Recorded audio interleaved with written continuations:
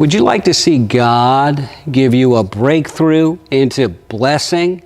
Maybe somebody in your family needs to see a breakthrough into blessing. Well, that's what we're going to be talking about today in our daily discipleship video. If you want access to more of these videos, you can subscribe to our YouTube channel, and there's hundreds of teaching videos available for you on that channel.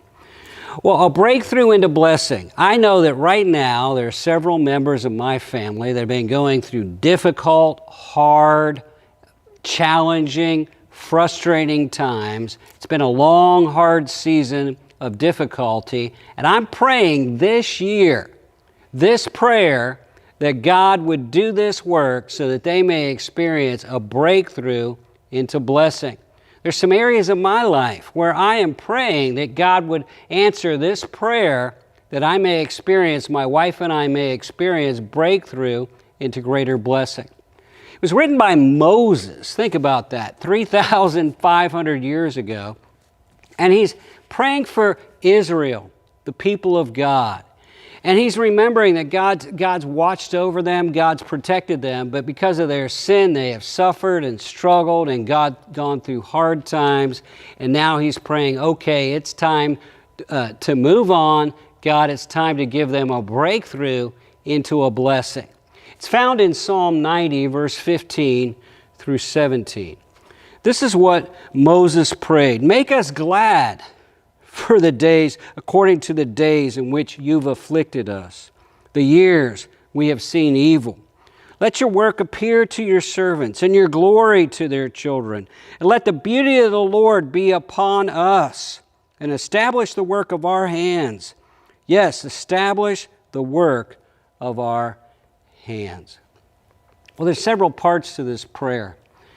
First of all, he says, make us glad in proportion to the affliction, in proportion to the evil that we've been experiencing. Think about it. Maybe they've been in this for years. Wouldn't it be great if God gave them years of blessing in place of the years of burden and difficulty?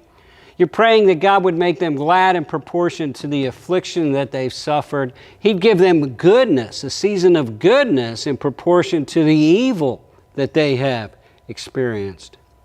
And then he prays in verse 16, let your work appear to your servants.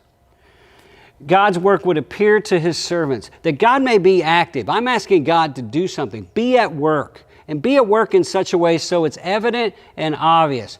Be at work on our behalf because we're going to serve you, so make it evident and obvious that God is working with us and God is working for us. Make your work evident, God. And then he says, and your glory to your children. May your glory appear to your children. May we have a big God, and may you do some God-sized things for my family, my children, my wife and I this year. God, may your glory appear to our children in such a way so that they will see it, and our children and our children's children will never forget how big God is. Now think about it. Moses is praying this, and then it happened such that God sent 10 miraculous plagues, unbelievable miracle plagues, and then God parted the Red Sea so they could pass through on the other side. God did some massive miracles that they were to remember for generation after generation after generation. God showed his glory. His Shekinah glory was like a cloud that appeared at night and a pillar of fire. God showed his glory. I want God to show his glory to my children through my life, in their lives, to my grandchildren in their lives. God would show how big he is.